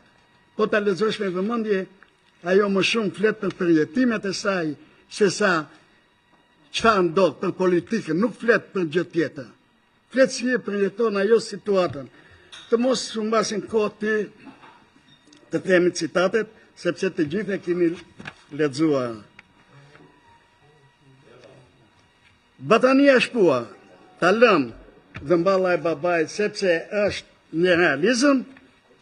Batania shpua, ky është një tragim, është një ndër shembujt më të qartë të gërshetimit të realizmit me modernizmin. Ka një tipar realist klasik, përshkrimi detajuar i jetës të burg, marrëdhënies mes të burgosërve dhe përballja me autoritetet e tjera. Tipari modernist, brenda të njëjtit tregimi përmban një qasje jetësore ekzistencialiste, duke sjellë në vëmendje fatin individual të personit kryesor. Këtu ky bën një shkëputje drejt modernizmit. Mund të flasim për vdekjen e Kraut, por të mos marrim shtëpia kufi, përmban edhe kjo ndërthurje të elementve të realizmit me modernizmin. Elementet e realizmit, tregimi thellohet në pasqyrimin e realiteteve të ashpras sociale, duke fokusuar varfërinë, ndarjet familjare e të tjera, gjë që ndërsa elementet e modernizmit, me gjithë se tregimi është realist, reflektimet e autorit mbi natyrën njerëzore dhe konceptin e pronës janë abstrakte dhe filozofike.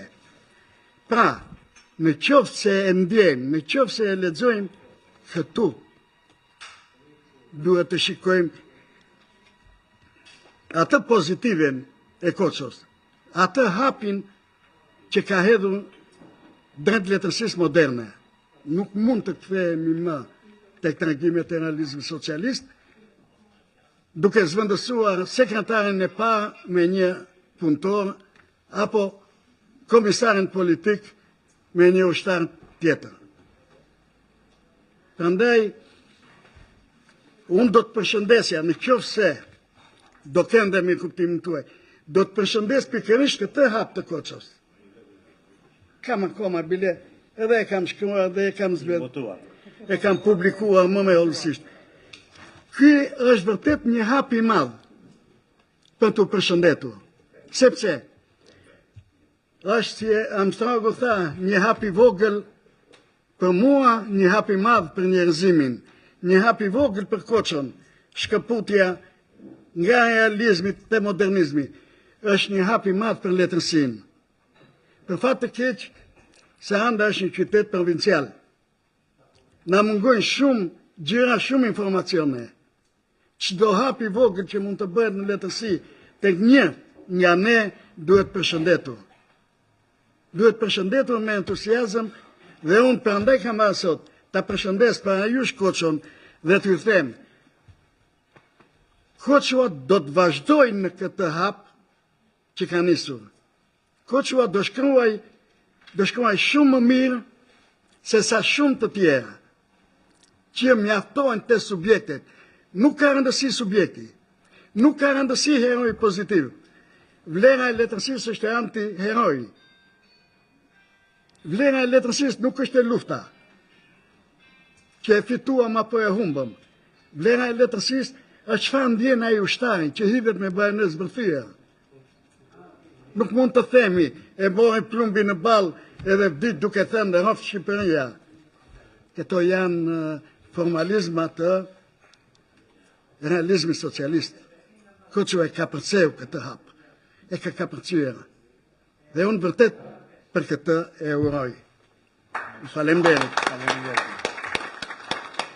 Mund të lexosh edhe një herë për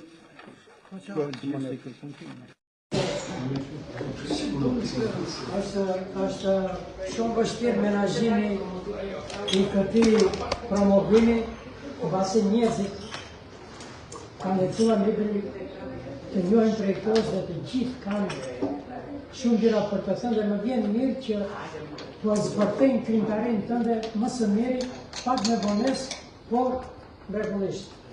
Urdhëro. Në miki I vjetër I Koçës. Përshëndetje Koçovë.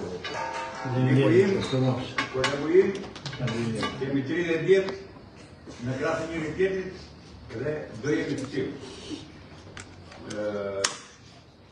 Votimet e tua zunë gjenezën me babaj. Ai që bëri kokën. Pastaj erdhi Borziloku. Është aroma e asaj që kemi krah. Gonjë. Dhe po gjithë nuk I kam letruar, nuk flas për atë. Dhe vdekja e kautur sash. Kur thua vdekja, është një rëzore, sepse kaut me traditën shqiptare ka qenë një pjesëtar familjar që t'i të buk.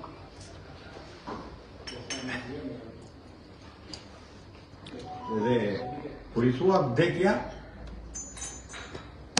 e kam dëgjuar vetëm të vleta. Koço, jam mrekulluar me, sidomos me kompozicionet këto pjalësit që bën. Unë të thash, e nise me babajin, e kete Borziloku atje që kenë krah, dhe urime, suksese. Kaq. Profesor Panajoti. Edhe unë nuk do të flas shumë. Vetëm një dy gjëra, disa impresionime nga libri, me ty malli për ty baba dhe Borziloku që thanë prozë elegante me aromë Borziloku. Ajo që dallon dhe dikur gazetarin Koço Kostën ishte reportazhi. Dy gjëra bën tërheqës dhe interesant reportazhin e tij. Detaj I goditur dhe I përzgjedhur dhe eleganca në të shkruarin. Dhe ajo ishte trambolin për të kaluar në arat e letërsisë të proza, skica tregim. Si qeptuesi mirë, ai rin të gjejë detaje dhe tema të mprekta nga realiteti. Diti ndriçoi ato aq bukur, sa ato ti përdor si taksën e fjalëve me mjeshtri, gjithashtu me ngjyra aq të fuqishme emocionale. Dhe fjala fiton forcë kur e përdor në vendin e dur, siguret në mur, kur dita zgjedhesh, ti dallosh ngjyrën, brishtësinë, aromën dhe Koçova ditë zgjedh. E nuk bën mur të skalitur, por mozaik. Vërtet, mjeshtri I fjalës. Duke lexuar librat e këtij autori, vjen një kënaqësi estetike, është një prozë elegante, përshkrimi I qëndisur me atë përkujdesjen e I kopshtari për lulët, sikur vallëzon një vals të lumtur, të ëmbël. Dhe arsyeja, punon me durim dhe me dashuri me fjalët. I jep shkëlqim çdo fjalë, i jep befasi dhe drejtërim çdo fjalie. Sidomos kur përdor fjali të shkurtra, forcë dhe art. Lexo hyrjen e Sarandës, atë që lexoi Vangjel. Dhe të çon lexuesin deri te më mirja, te shpirtnxirja. E rëbën fuqishëm fotografime të gjalla pikante e brasilense. Duke ditur magjinë e fjalës, ai ka arritur të qëndis potretet e tilla si Filipin, Izminin, Olgën, vajzën e detit, Varmiesin, Skafisin Ahmetin. Vërtet janë skicuar, janë shkruar me fal për nënat shumë pikërisht janë shkruar për nënat, por pak janë shkruar për burrat. Por një portretizim kaq i ngrohtë, kaq i dimensional për një baba rrallë ndeshim. Një portretizim brillant ku ka bërë autori të figura Filipit të libri Malli për ty baba. Është një skalitje brasilense e babait dhe mësuesit gjithkohësisht në dy plane. Brenda një njeriu, baba dhe mësues. Autori ka dedhur të dashurinë dhe mallin për njeriun e dashur, hyn në botën e mrekullueshëm të edukatorit. Mbi të gjitha ndjen krenarin për baban, për respektin që gëzon nga të gjithë, nga të pasur të varfër, nga ata që duan dhe nga ata që urrejnë. Ajo që i rrit vlerat librit është përshkrimi me ngrohtësi, elegancë, me detaje të gjalla, e plot ndjesi, ngjyra ije, për zgjedhje fjalëve, që kanë brenda tyre një lloj delikatesë e përkëdheli, por dhe drithërime të forta emocionale. Sa emocione të gjallë, gjetja interesante për sëritjes, pa çdo kapitull të fjalës së bukur baba. Kjo teknik në pamje të parë, për sëritje në fund të çdo kapitulli, i jep shije të ëmbël leximit, i jep një tingëllim mjaft nostalgjik, duke retishuar me ngjyrë të ndezur respektin dhe dinjitetin e babës së të mësuesit. Mësues Filipit. Unë nuk do të shikoja si një biografi të letë realizuar, po një novel e realizuar artistikisht, në kufit e një romani të mirëfillt. Sigurisht që figura qendrore është mësues dhe baba Filipi. Autori këtë figure ka parë në dy plane, atë të babait të devotshëm, brenda vatës familjare, me urtësinë e tij shembullore, marrëdhëniet me të shoqen, me fëmijët, korekti i respektueshëm dhe në plani si edukator me dashurisë dhe simpatisë që gëzon jo vetëm nga nxënësit e tij, nga bashkëtarët dhe kudo ku ka punuar. Ajo që zbukuron portretin e Filipit është dëshmëria dhe korrektësia. Kur je i tillë, u kultivon fëmijëve të tu dhe nxënësve, afrimiteti, admirimi për lexuesin, gjallin dialogime, aq të bukura, babë bir. Janë aq të ndjera, si thuat i baba, e gjetëm rrugën baba, e tjera. Bashkëbisedime të qilte të zëngjeta me një dritë të therim të veçantë. Në dy librat e tij, që po citoj, figura e babait dhe mësuesit Filipit dhe nën Isminit janë më të realizuarat. Autori të libri Borzilogu që thanë Lotin ka një gamë të tërë temash aktuale dhe me një trajtim në gjerësinë dhe dhellësi, arrin të depërtoj brenda botës së tyre. Kjo është interesantja, të shpreh me fines shpirtin e tyre. Mund të dalloj dhe të them të tregimi fytyre dashurisë. Varmisi janë dy tregime mjaft interesante të spikatura që i veçoj, që tregon veçoritë e ralla të këtij tregimtari. Ai operon me fuqinë e kontrastit, me drejtijet e personazheve për të dhënë mesazhin dhe ide të rëndësishëm për kohën që jetojmë, ku veprojnë personazhet e tjera. Rrisia dhe veçantia e Koçës është dashuria për fjalën. Ai di ta zgjedh fjalën, t'i jap ngjyrën, t'i jap bukuri. Një gjuetar ka shumë punë me librat e autorit. Ai do të nxjerrë vjetra kompozita të reja të krijuara nga autori dhe krajinorizmat. Se Koçoa di të dërtoj bukur sipas strukturës së gjuhës shqipe, se vetë gjuha shqipe i hap hapësira ta pastroj atë. Edhe nga stili dhe gjuha që përdor ai, çdo kritik do të dalloj mjeshtërinë interesante të këtij autori. Është diçka e veçantë që po të shikosh në sallë, shumica janë mësuesa letërsie. Edhe një diçka tjetër që unë evidentoj. Nuk ka të thot që ai që lexoi pari e kishte fjalën e tij më të vlefshme se këta që po vinë më mbrapa, se do ketë një të parë, por unë po shikoj që po vjen në ngritje mënyra e të diskutimit dhe e zbërthimit të vlerave të veprës së Koço Kosës. Panajot të falenderoj. Profesor Behari. Absolutisht. Kush u lodhën është i lirë. Këtu që jemi shumë vëmendje promovojnë veprën e Koçës. Të nderuar të pranishëm, shkrimtar poet Jonian, familjar të shkrimtarit, ju përshëndes. Desha që të jap disa mendime rreth librit të ri Vdekja e Kaut të shkrimtarit me emër Sarandiot, shokut dhe mikut ton. Ndjehemi të privilegjuar dhe me bindje të plot se nuk do të them dot gjithë morinë e vlerave që mbart vepra, pasi kjo është fryti dhe një pune pasionante, të gjatë, dhe nuk do arri që të them me këto pak minuta të reduktuara. Nga zemra e falenderojmë shkrimtarin për kënaqësinë që na jep. Kur e lexojmë bile falënderimi respektive difishohet, kur ke të bësh me Koçon me njeriun e mirë dhe para të sjell një vepër të arrirë. Në këndvështrimin dhe vlerësimin tim është një vepër e përkryer, është vepër e një pene plot talent. Nuk gaboj, Vdekja e Kaut, ky libër me emërtim metaforik, me këto tregime dhe novela do ta quaja një vepër perlë, margaritari prozës së shkurtër. Një libër i shkruar me finesë edhe i hedhur në treg me mjaft vlera, qoftin ideo-artistike, njohëse, historike, gjusore nga pasuria e mjeteve shprese të vlerave përgjithësuese dhe mesazheve të shumta që përcjell tek lexuesit. Ky është libri i pestë i tij, i shoqëruar me një parathënie lakonike, shumë profesionale dhe me kompetencë të Fatmir Mingulit.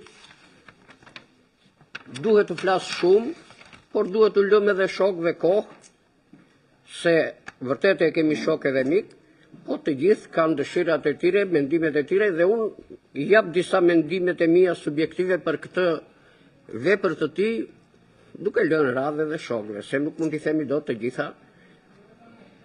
Më mirë, edhe më bukur, më thjesht, më qartë, më shumë artë, i ka thënë e pasiruar shkrimtari Koço. I ka hapur dhe vendosur antenat e frymëzimit me rrezet gjatë, qoftë nga tematika, brendia, idet, mesazhet, vlerat të shumta që ka vepra e tij. Në tregimet e novelat e Koços humbet nga moria e përshkrimeve, e mbresave, e ndjenjave që provon, me personazhe të shumtë dhe ngjarje dhe bëma plot, me tipare të botës shpirtërore të tyre, ku te secili tregim dhe novel mbart dhe ka të veçantën, secila prej tyre, por kanë të përbashkët artin, bukurinë e shprehjes, stilin letrar, mënyrën e rrëfimit të shkruarit, dhe mbi të gjitha unë them për kulturën, gjuhën e pastër dhe shumë të bukur të Shqipes. Koçua këtu duhet lexuar dhe duhet ndalur për artin, për risin.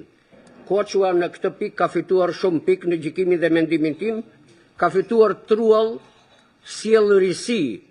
Është një vlerë dhe arritje e tij si detyrë imediate e të gjithë shkrimtarëve të letrave shqipe.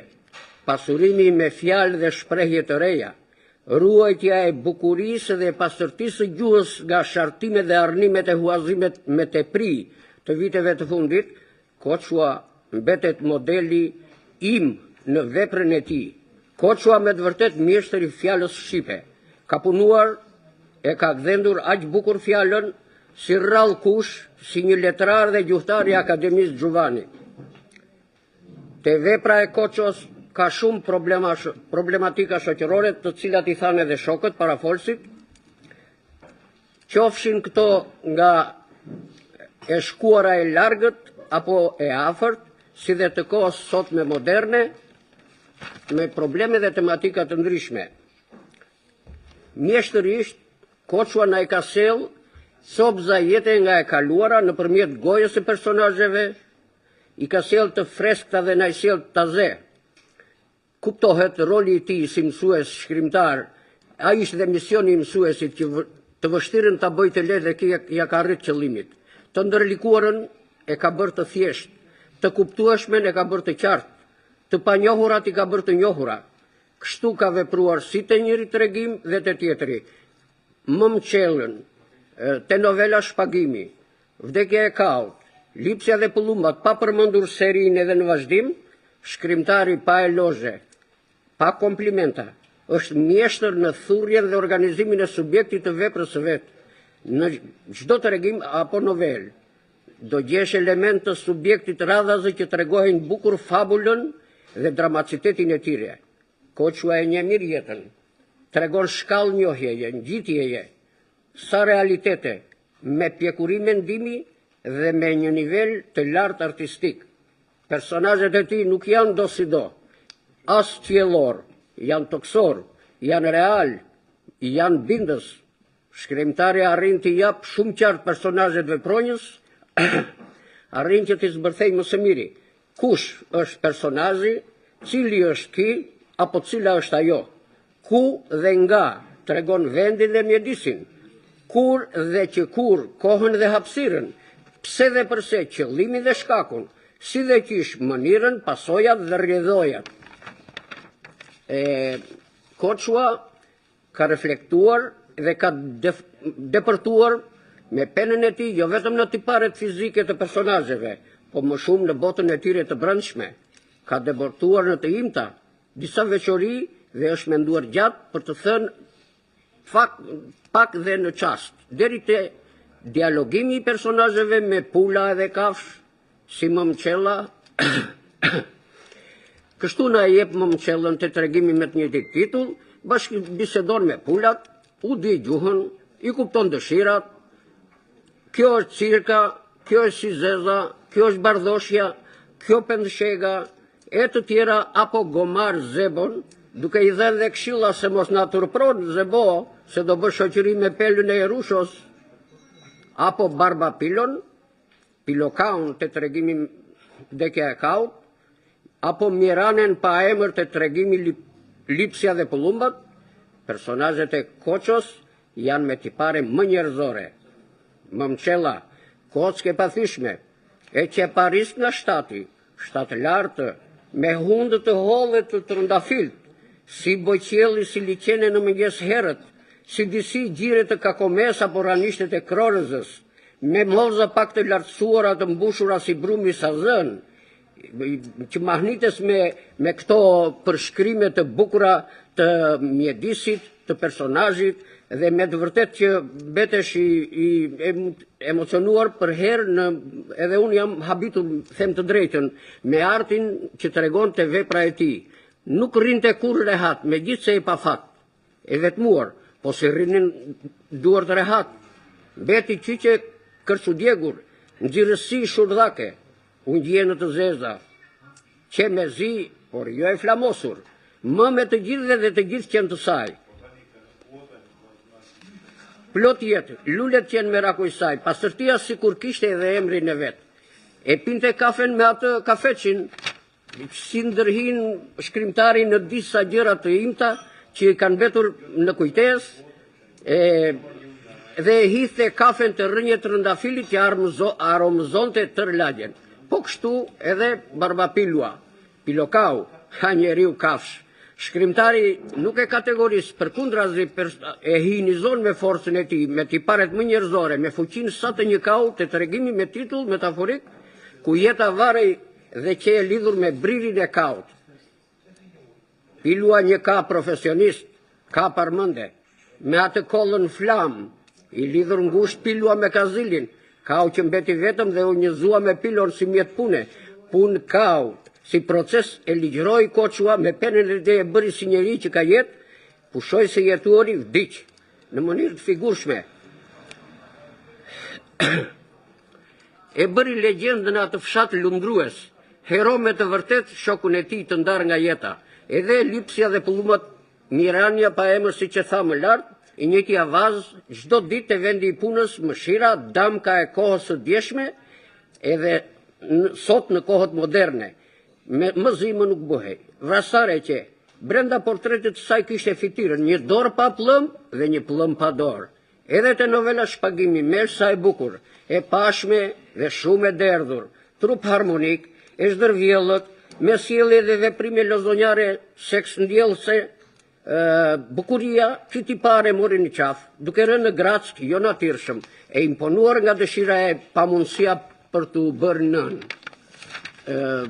Me një ju futë ndjenja e hakmarrjes, me një mundësi sigurim të ardhurës dhe një mundësi arratisje për të realizuar një qëllim final, me plot peripeci, sakrifica, jo nga qefi, po nga sikleti, jeta e ndeshkoi, ra pre një dashurie të jashtëligjshme dhe pagoi shtrenjtë, e pafat.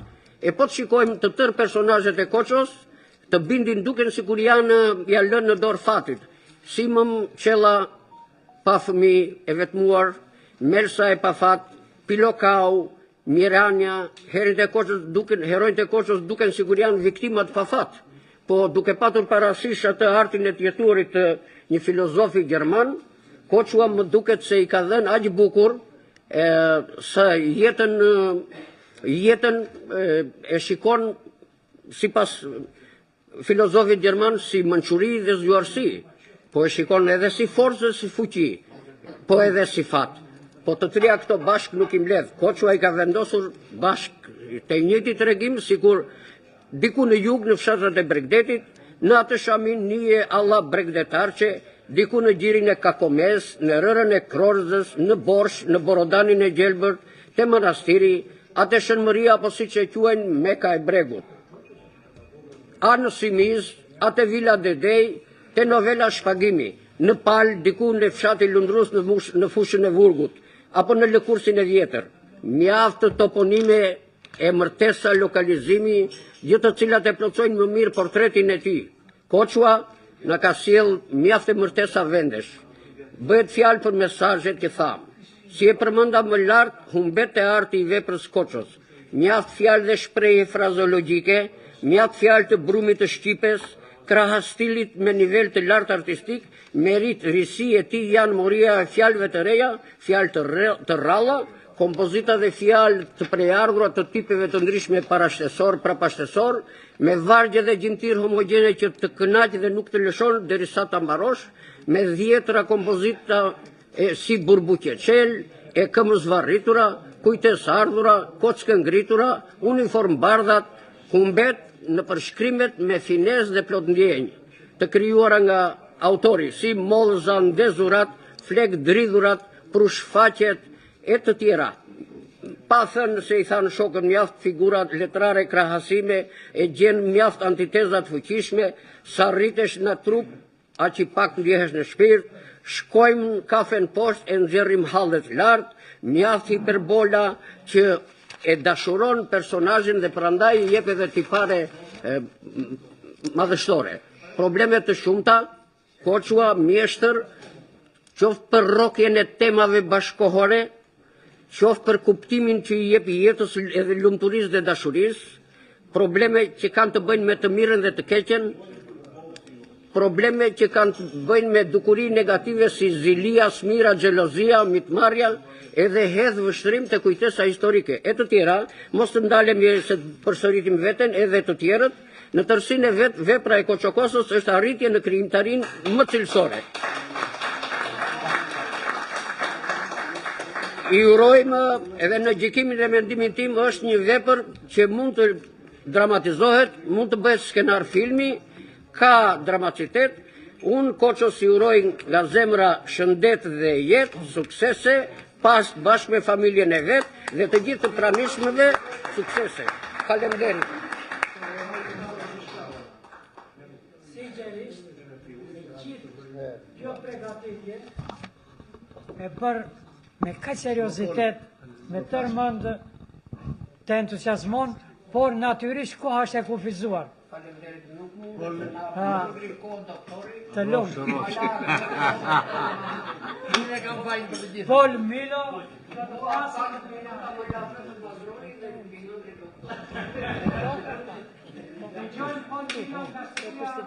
Do tu se dyma doras.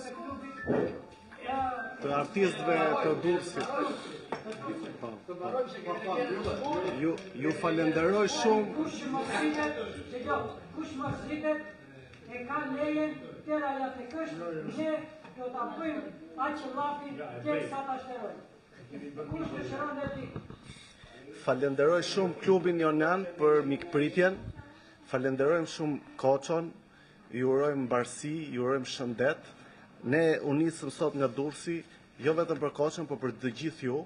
Bashkë me Shtëpinë Botuese, Aristark Osmani është presidenti i Shtëpisë Botuese që ka botuar edhe këtë libër, edhe librin tjetër. Albioni është ai që dizenjon kopertinat dhe ne i shohim dhe kurojmë me çdo detaj. Unë ju përshëndes dhe në emër të Fatmir Mingulit, i cili sot nuk pati mundësi të vi. Dhe ju uroj që të takohemi sërish në evente të tjera dhe të japim gjithmonë zhvillim. Ne kemi këtë muaj kemi hap dhe një revistë që quhet Revista Transformisti dhe ju mirëpresim të sillni të botojmë poezi, proz, artikuj dhe libra të Shtëpia Botuese 2M. Shumë faleminderit për mikpritjen tuaj. Botuese, urime juve si shtëpia e shkrimtarëve të Durrësit. Ibrahimi shkurt do të thotë edhe ai neve të gjitha promovime që bëjmë i vetëm në mënyrë shtëruse. Mos të dalin njeri me merak që nuk e ka fjalë. Ju përshëndes të gjithëve. Për vëllimin me skica e tregime të botuar në vitin 2019, Borziloku që than lot, të prozatorit të njohur Sarandiot Koço Kosta, shpreh konsideratat më të mira si një vepër dinjitoze me tematikë të shumëllojshme e vlerat lartë artistike, që rrit numrin e botimeve të autorit, si dhe shton fondin e madh të krijuesve letrar në prozë të autorëve Sarandiot. Libri ka 280 faqe, ku përfshihen rreth 18 krijime, skica dhe tregime me tema të ndryshme, të bien në sy sidomos titulli integrues i librit Borziloku që than lot, që tërheq lexuesin mbasi ta lexojë secilin me zell e përkushtim.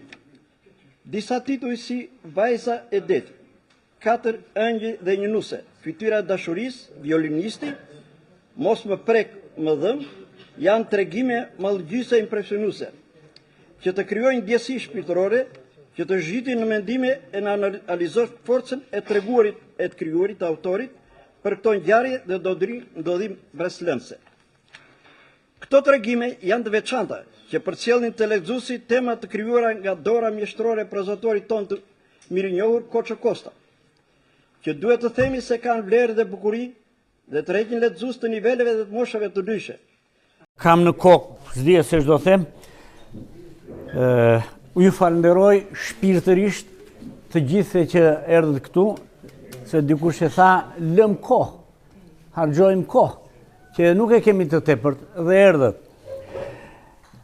Unë dua të falenderoj së pari dy nismëtarët që organizuan këtë veprimtari. Po i heqim ato ndaj shtime Zoti e Zonja, Hekuranin dhe Thoman, doktorin, që këmgullën për këtë. Falenderoj ata që ka folën, por nuk më të lëtë më dhe ata që nuk folën, se qoftë Vashilin, qoftë Lefterin që erdhën këtu. Megjithatë shumë faleminderit. Dua të falenderoj në këtë moment familjen time, që ka ardhur këtu. Gruan time Lidën, këshilluesen, redaktoren, korrektoren, e parë të librave, vajzat e mia, Krishtinën, e ardhur me të shoqin Leonidën nga Athina, nga Tirana, Anën e ardhur nga Athina.